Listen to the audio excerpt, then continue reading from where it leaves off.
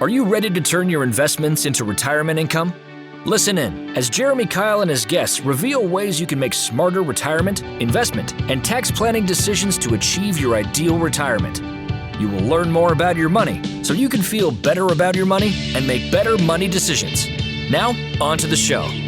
Welcome to Retirement Revealed. I'm your host, Jeremy Keil, and we're here to turn your retirement savings into a consistent income.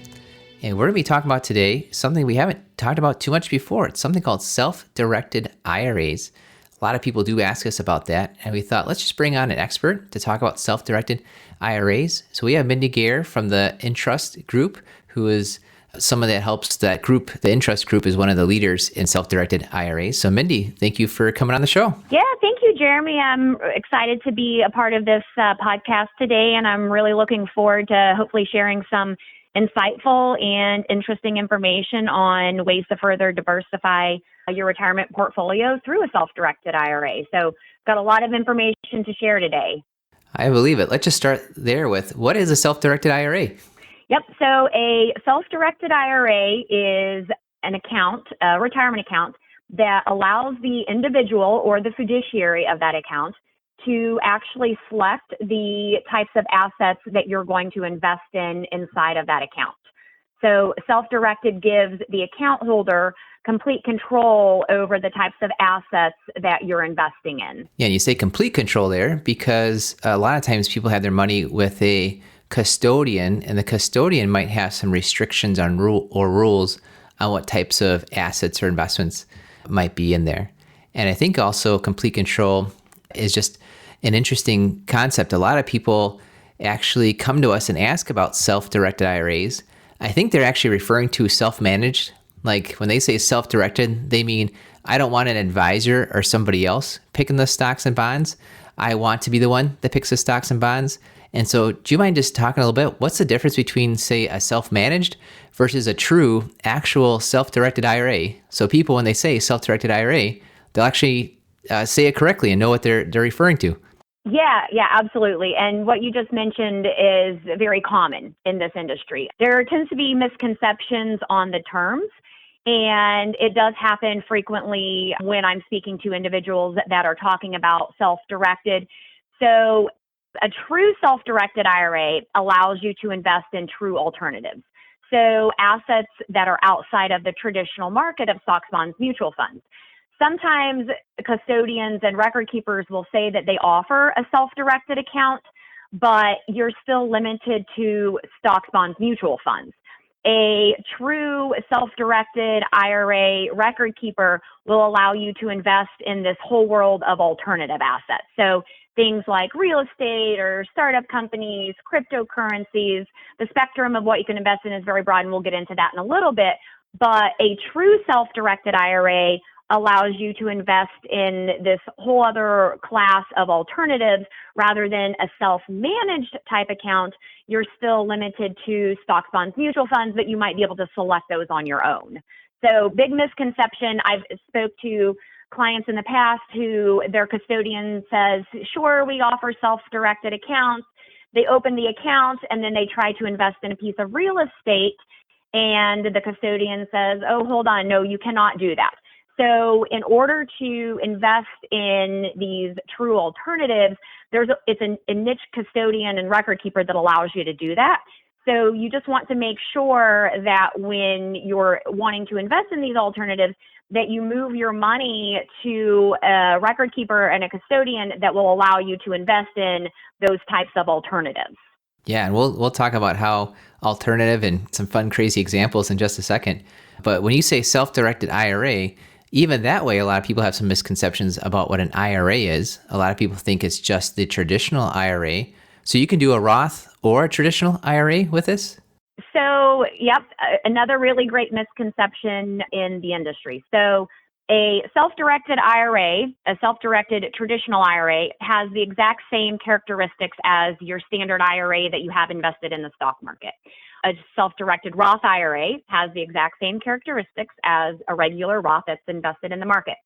The difference is the type of IRA. So it's a self-directed, meaning you're picking the assets. IRA is an IRA. Doesn't matter if it's self-directed or not. They're the same. So we have 7 different types of plans that you can utilize to self-direct on your own. So a traditional IRA, a Roth IRA, a SEP IRA, a simple IRA, an ESA, an HSA, and solo 401ks. All of those 7 types of plans can all be self-directed into alternative assets. Gotcha. And most people are just familiar with traditional and Roth, but it's just amazing when you dig into it that there's a whole world out there of different types of IRAs, different types of qualified plans, is the name of it. Just shows how much research you should go into before you make a choice to go with something like a self-directed IRA. And also, too, like you said, use a niche self-directed IRA record keeper and custodian to make sure you're just crossing every T and dotting every I, because it's a legitimate deal where you could blow things up sometimes. So we'll talk about that in a second, but give us some fun, crazy examples, things that people have had in their IRAs that qualify. Yeah, absolutely. So I've heard some very interesting investment ideas. A couple that stick out in my mind. For example, a couple of years ago, I had a gentleman that wanted to invest in some feeder cows inside of their IRA. That's an allowable investment as long as it's for investment purposes. So the main thing to keep in mind when you are utilizing a self-directed IRA is that whatever you're investing in, it has to be for investment purposes only. Everything needs to stay at arm's length. There's no self-dealing. So as long as it's for investment purposes, it's allowed. So feeder cows. We even had a gentleman years ago, well before my time with Entrust, but he invested in a racehorse. That's an allowable investment. It might be risky for some people, but if you know the types of assets and understand the types of risks and returns that are associated with it, that's the nice thing about self-directed is it allows you to invest in those types of assets that you know and understand the risks and returns that are associated with it. A couple of years ago, I had an individual that wanted to buy an island inside of their IRA. Very interesting asset to invest in, but it's allowed. So as long as it's for investment purposes, it's not a prohibited transaction, and we'll go into that in a little bit. And as long as it's administratively feasible by the custodian, it's going to be an allowable investment. So the spectrum of what you can invest in is very, very broad. Yeah, and it's interesting. I think a lot of times if people say, hey, I want a self-directed IRA, they really meant self-managed IRA, but sometimes they actually do mean self-directed IRA.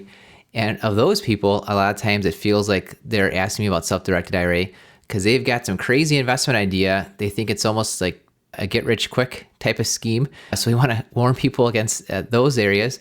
Or they're thinking like, hey, this is a great way to maybe buy a house for my kid or something like that. And so it gets down to where there's a whole lot of different rules out there. 3 big things you told me earlier to keep in mind are what your IRA can invest in, what your IRA cannot invest in, and especially who your IRA cannot do business with. So let's go through each of those, and let's just start with, well, what can your IRA invest in? Yep, very, very, very good point. And it's when you are using a self-directed IRA, those 3 things are very important to understand because you can get into some trouble with the IRS if you're not following those 3 key points. So what your IRA can invest in. So I mentioned earlier, the spectrum is very, very broad. So just some examples, because if I were to go through a full list, we would be here all day, but your IRA can invest. It's basically everything that you are allowed to that's not invested in. Right? Yeah, exactly. Look at what you can invest in, and then it's everything else. Let's talk about what you can't invest in first. So there's actually three assets that your IRA cannot invest in, which is life insurance, collectibles, and S corporations. So that's your 3 limitations. The IRS says no life insurance, no collectibles, and no S corporations. And just to elaborate a little bit on collectibles, that could be things like a rug collection or an alcohol collection or a coin collection. And I do want to just mention precious metals are allowed inside of an IRA. They have to be IRA approved, but precious metals are allowed, but just your standard coin collection, if they're not IRA approved, that is not allowed. For example, a gun collection. All of those types of assets are not allowed inside of your IRA. Those are going to be considered prohibited transactions. Now, when I say, let's say, for example, an alcohol collection, let's say you want to invest in a winery or a brewery, that would be an allowable investment because it's an investment into a business, not into an actual bottle of alcohol. So that's your 3 limitations. So as you can see, the spectrum of what you can invest in, very, very broad. So some big asset classes that are pretty common, real estate. And that can be any type of real estate. That can be commercial real estate. That can be single family home. That can be a REIT. That can be just parcels of land.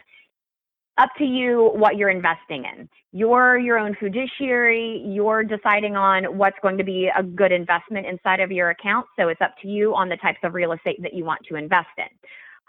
Startup companies, cryptocurrencies, precious metals, I already mentioned earlier, promissory notes.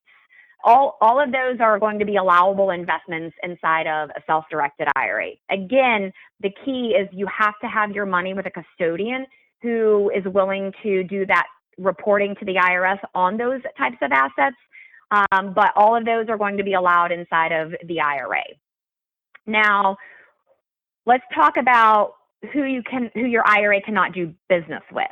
Also, a very, very important component when you're looking to utilize a self-directed IRA, because you know what you can't invest in and you know what you can invest in, but there's also a group of individuals that the IRS has established that they call disqualified persons, and your IRA is not allowed to do business with any disqualified person.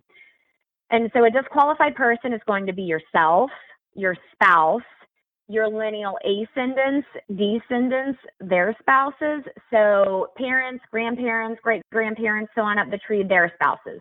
Children, grandchildren, great-grandchildren, so on down the tree, their spouses. Financial advisors, managers, beneficiaries, or any entity where you or any disqualified person have at least 50% or more ownership in that entity. So no doing business with any disqualified person. So no buying, no selling, no transferring ownership, or no providing goods or services between your IRA and any disqualified person. Now, while I say that, there is one caveat to that. And the caveat is your IRA is allowed to do business with a disqualified person if it's at the initiation of a purchase via what we call partnering. So your IRA is allowed to partner with a disqualified person at the initiation of the purchase, but never after the fact. So I just did want to mention that because we do have clients that partner their IRA with their personal money, or they partner their IRA with their spouse's IRA to invest in, let's say, a piece of real estate or any other type of alternative asset, and that is allowed. You want to make sure that you're structuring it properly and following the rules with partnering with a disqualified person, but that would be an allowable investment. Yeah, definitely a lot of rules there. Worth studying ahead of time and having someone to guide you through it with a niche custodian like the Entrust Group, which is great. I want to talk briefly about the things that you can invest in, and that when we narrow it down and actually get to the point where somebody does want a self-directed IRA, at least in my experience, you obviously run across more people in your line of business, but oftentimes it has to do with wanting to buy precious metals. And I like that you mentioned it has to be IRA approved, and the dealer should really know what's IRA approved or not. And then when it comes to real estate, let's talk about that for a second, because oftentimes when people ask me about investing in real estate with their IRA, it's oftentimes their traditional IRA. And I like to tell them that I think there's three main reasons why you want to buy real estate. And one of them has to do with depreciation, where it helps you out in your tax situation. Another one has to do with being able to leverage and getting a loan out to buy the real estate. So putting a little money down, getting a bigger property. And then the third one has to do with the step up in cost basis, where your gain, if it goes on to your kids or to your beneficiaries, becomes tax-free then, because there's that step up in cost basis with real estate. And when we talk through that, oftentimes I feel as if, why are you bothering to do the real estate inside of the IRA when those three tax ramifications, those three tax benefits are basically gone? And yet still people are buying real estate inside the IRA. Tell me a little bit more about that. Why would people still perhaps buy real estate with their IRAs? Yeah, that's a really great question. And I actually get asked that from time to time by individuals who are considering potentially using IRA money versus using their ordinary income. And there's really a couple of reasons why an individual would want to buy real estate inside of their IRA. And the first being to diversify. So if an individual understands real estate and they think it could potentially be a good investment and they want to further diversify their retirement portfolio, buying real estate could be a good option for them. And then the second being tax advantage. So the income that you're earning from the real estate inside of your IRA is either going to be tax deferred if it's inside of a traditional IRA, or tax free inside of a Roth IRA.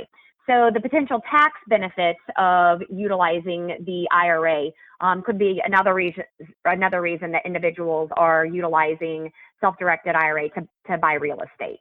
And then you mentioned too, when I was talking about earlier in our call before, there is a possibility to even leverage real estate. You can get a loan, but it has to be called a non-recourse loan. Can you tell me about that?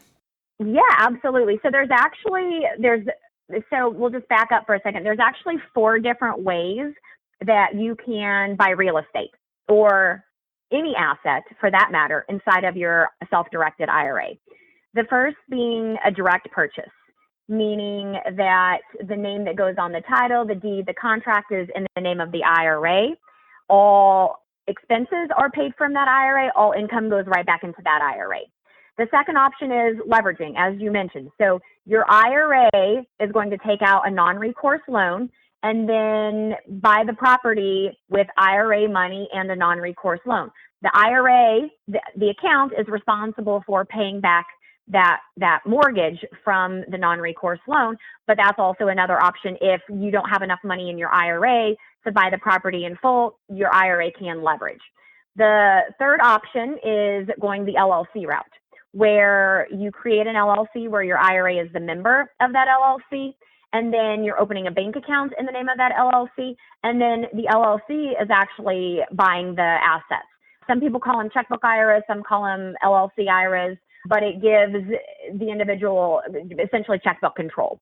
And then all expenses are paid from that LLC, all income goes right back into that LLC. It's essentially just a pass-through entity.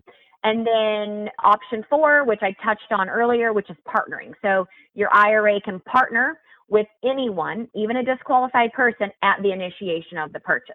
So that gives you 4 options for buying assets inside of your retirement account. So the nice thing with the self-directed space is, well, it's nice, and then it can also be frustrating because you have so many options that you really have to think about, okay, what's the best way for me to structure this? What is going to be my best option? Because there are so many options for you available. So it's nice, and it's also a little bit frustrating at times for individuals who aren't really sure exactly which route they want to go. Yeah, and that LLC idea seemed interesting to me. And just thinking of real estate, if you bought real estate from your IRA and then you needed a new roof, you have to call up your IRA custodian and send the money out from the IRA to go pay the bill. And then when you get rent and so forth, that's got to go back in that LLC, into the IRA. I just imagine there's a lot of transactions back and forth to make that somewhat cumbersome. And yet if you had started the brand new LLC and the IRA owned the LLC, that's a lot easier. Like you said, it's checkbook control. A lot easier for things to flow back and forth through the checkbook that the LLC owns, compared to having to call up your IRA custodian every time you need to, do landscaping or plow or whatever it is.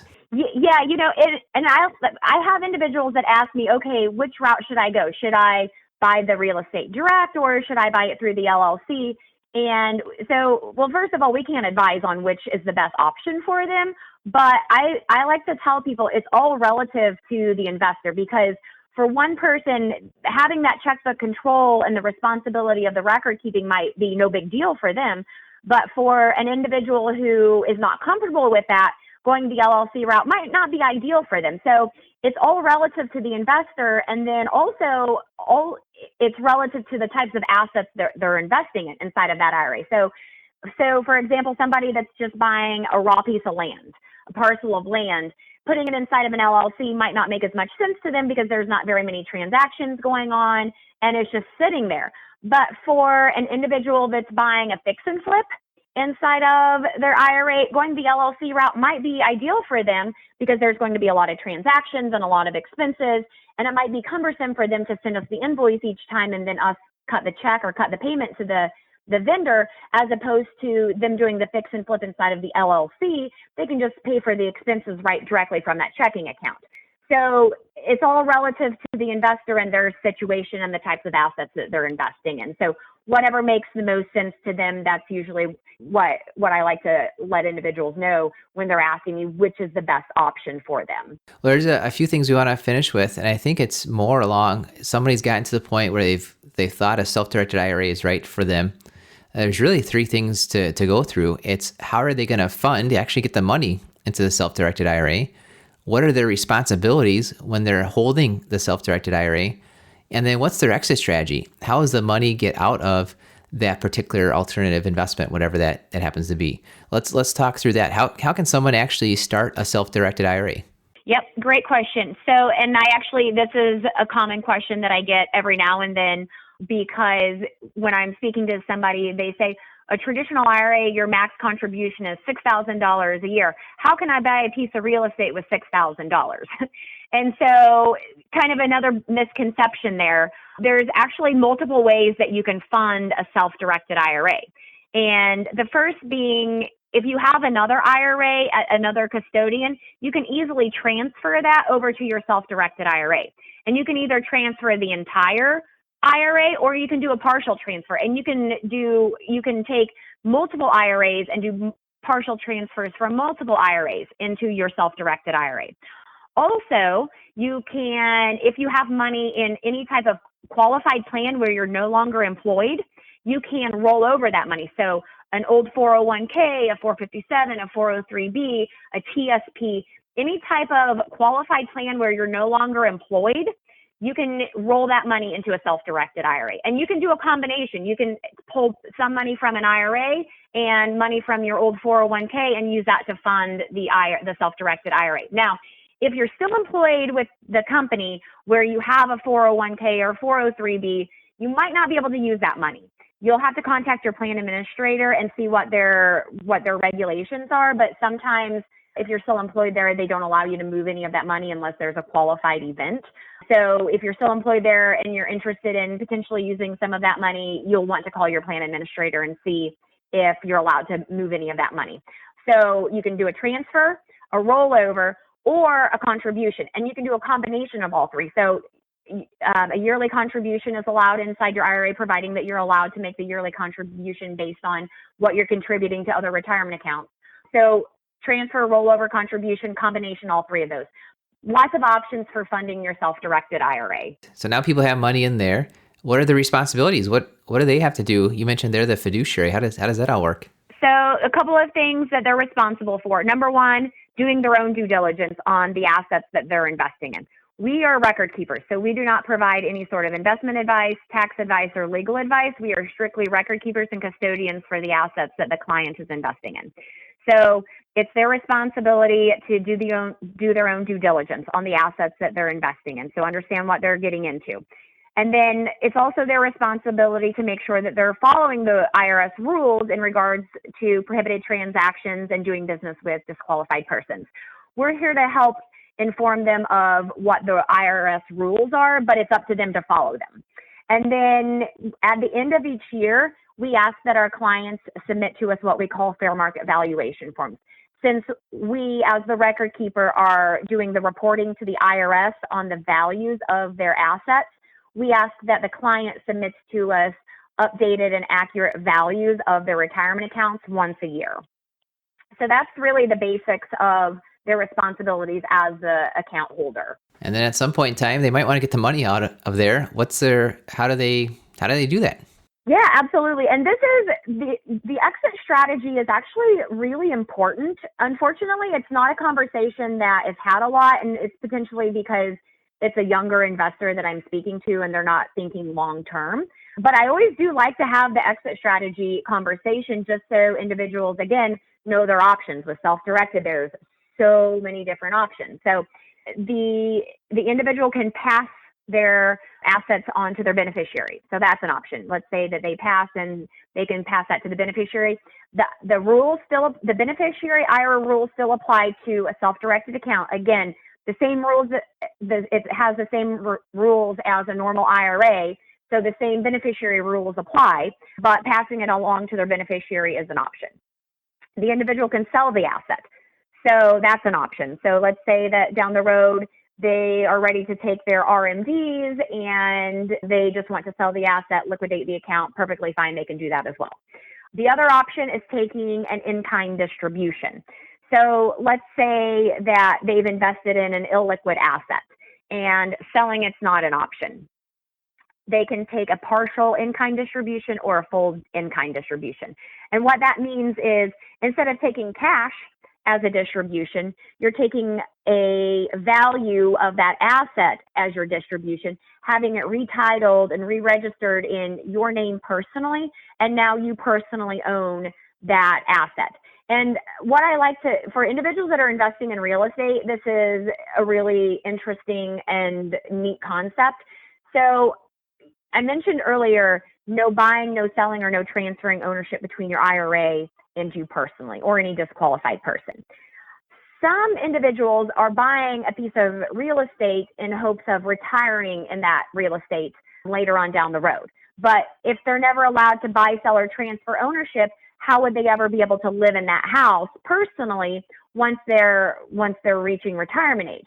They can do that via an in-kind distribution. So an individual buys a piece of property. Let's say they rent it out for 15 years and now they're of retirement age and they want to start taking in-kind distributions. And so that they can personally live in that property. They can do it all at once, which for some individuals, that's a really big tax hit all at once, and they don't want to do that. So they'll do partial in-kind distributions. So let's say, for example, the first year they do a 25% in-kind distribution. Now they personally own 25% of that piece of real estate. Their IRA owns 75% of that real estate. They obviously have to have it retitled, so there is going to be a small expense associated with doing that. But they can keep doing that each year until they personally own that property. Once they personally own that property at 100%, at that point, they can do whatever they want with that property. They can live in it. They can have a disqualified person live in it. They can rent it out to a disqualified person.